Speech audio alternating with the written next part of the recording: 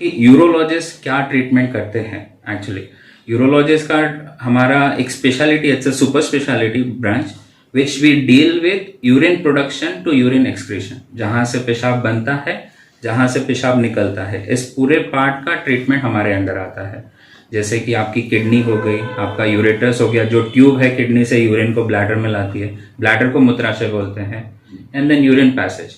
तो इसमें kidney related problems आ गए, kidney stone, kidney cancer, kidney के इन्फेक्शंस, यूरेटर में स्टोन, यूरेटर के cancers, bladder stone, bladder cancers, bladder की बहुत सारी टीबी रिलेटेड कंडीशंस होती है, फिजियोलॉजिकल कंडीशंस होती है, ब्लैडर की फंक्शनल कंडीशन, फिर प्रोस्टेट जो बहुत कॉमन है हमारे मेंस में, फॉर पीरियड ऑफ 50-60 ईयर्स के बाद में प्रोस्टेट का प्रॉब्लम हम सभी मेंस को होता ही है।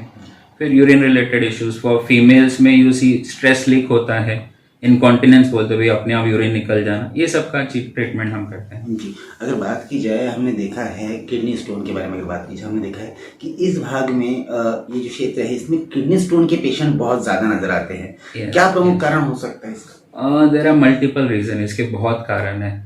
मोस्ट ऑफ द टाइम तो देखा हुआ है कि हायर समर एरिया जहाँ पे हमारी गर्मी ज़्यादा होती है, या जो एरिया ऐसी है जो हिल स्टेशन के हिल प्लेट्स के नीचे आती है, जैसे you can know Yavatmal is surrounded by hills all around, वो एक बहुत कॉमन रीजन है कि इस बेल्ट में स्टोन्स के पेशेंट ज़्यादा होते हैं।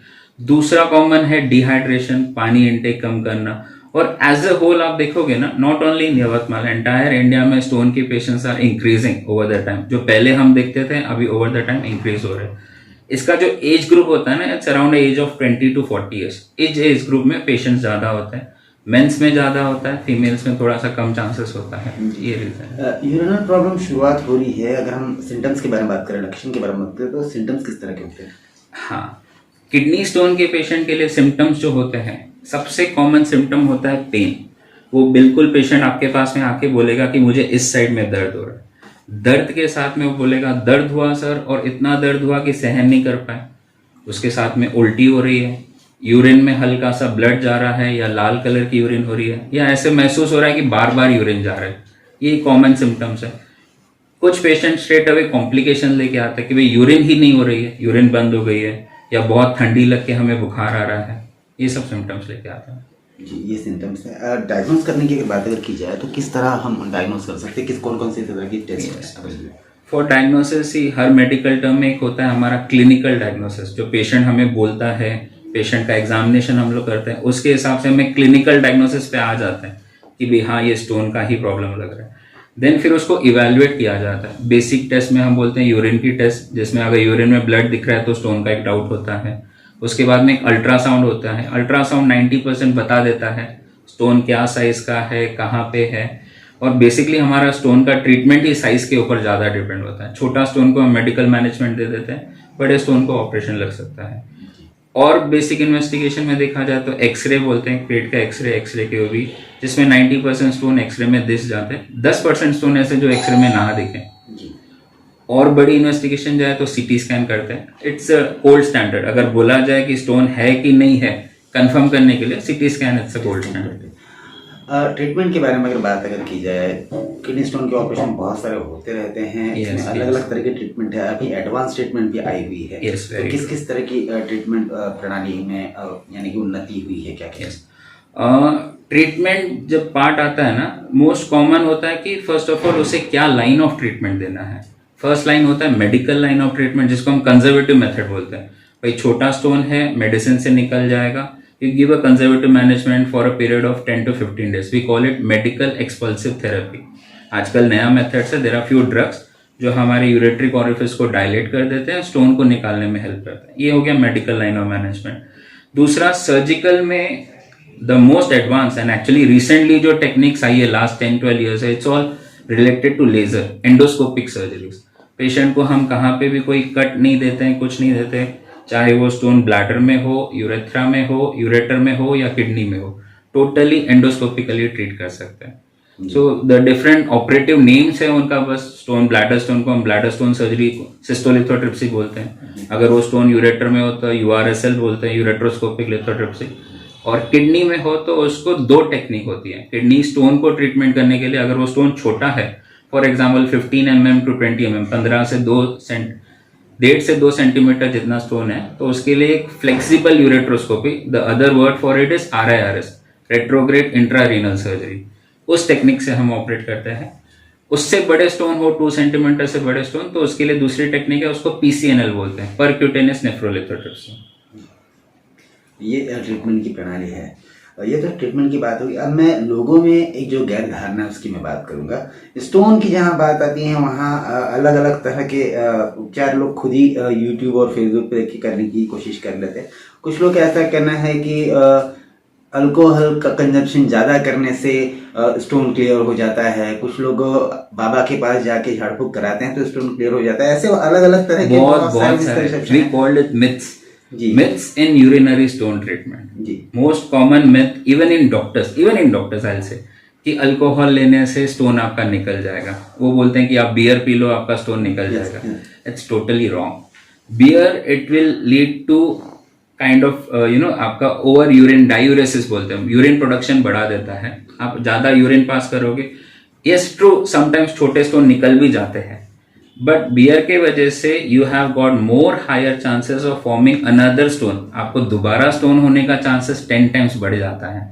So it's not advisable. आप पानी पियो ना, पानी से आपका स्टोन निकालो, क्यों बियर पीना है आपको? इसमें एक और चीज देखने में आई है, जैसे मैंने बताया कि इंसान खुद के घर में ही खुद का ट्रीटमेंट करने की कोशिश करता है, तो इसमें पेन किलर जो है इसका कंजम्पशन बहुत ज्यादा बढ़ गया है। कोई भी तकलीफ होती है तो घर में एक पेन किलर लेके खा लेते हैं। तो इस तरह की पेन किलर लेना ये किडनी के लिए नॉट एडवाइसेबल। सी जब मैंने इनिशियली बोला आपको कि जब स्टोन का साइज छोटा होता है हम मेडिकल मैनेजमेंट देते हैं, बट बहुत बार ऐसा देखा गया कि वो छोटे स्टोन के लिए भी पेशेंट्स ने बहुत सारा पेन किलर्स लिया हो, तो हमारा मेडिकल मैनेजमेंट के कुछ स्पॉट लाइन से, मतलब ऐसे हुआ तो हम मेडिकल मैनेजमेंट ना दें, उसे ऑपरेशन करें। मोस्ट कॉमन है जब पेन किलर लेके पेशेंट का क्रिएटिन बढ़ जाता है, किडनी फंक्शन पे प्रॉब्लम आता है, तब उसे ऑपरेशन की जरूरत पड़े। So pain killer it's not advisable to take. और किडनी स्टोन के लिए pain killers are totally different which are reno safe, मतलब किडनी के लिए सेफ पेन किलर्स है। सो बेटर आप डॉक्टर को कंसल्ट करके ही पेन किलर्स ले तो ज्यादा अच्छा रहेगा। प्रमुख सर, अगर आपके बारे में बात करें, आपने अलग अलग जगह अपनी प्रैक्टिस सेवा अपनी दी हैं, कोयम्बटूर में दी हैं, उसके बाद में वहाँ पे आप बहुत बेहतरीन तरीके से आप सेटल्ड भी थे। उसके बाद अचानक आपका बॉर्न बॉटन आप यवतमाल के हैं, तो अचानक मीन्स यवतमाल में कैसे आके सेवा देना? अपने लोगों की सेवा करने के लिए, और कुछ नहीं। एक होता है भाई फैमिली प्रेशर, आप कोविड में फैमिली डिस्टर्ब हो जाती है तो family pressure, and then I thought कि चलो यवतमाल में अपने गांव में प्रैक्टिस तो करके देखते हैं। हालांकि बहुत रिजेक्शंस थे इनिशियली, ऐसा लगा कि भाई छोटा सा गांव है, आप इतनी बड़ी स्पेशलिटी लेके आ रहे हो, लोग आपके पास आएंगे कि नहीं, बट मुझे बहुत अच्छा सपोर्ट मिला। Thank you so much, but बहुत अच्छा सपोर्ट मिला। जब आपने शुरुआत की थी यवतमाल में तो आपने भी कहा कि थोड़ा सा कहीं ना कहीं एक विचार था मन में कि कैसा होगा, लेकिन आज आपको जो सक्सेस मिला है, लोगों ने आपको जो सपोर्ट किया है, आपने रेट्रोग्रेड इंटरनल जो सर्जरीज है उसमें आपने 100 आउट ऑफ सर्जरी अब तक के कर चुके हैं। किडनी स्टोन की अगर बात करें तो किडनी स्टोन की जो सर्जरीज हैं ये लगभग 500 अबव हो चुके हैं। ये यवतमाल में सिर्फ आपके द्वारा इतने सर्जरीज की गई है, किस तरह खुशी महसूस? Thank you. एक्चुअली मैं थोड़ा करेक्ट करना चाहूँगा, किडनी स्टोन्स की सर्जरीज यवतमाल में तो हो रही थी पहले से। मैंने यवतमाल में लेजर सिस्टम लाया, जो एडवांस सिस्टम है वो लाया मैंने यवतमाल में।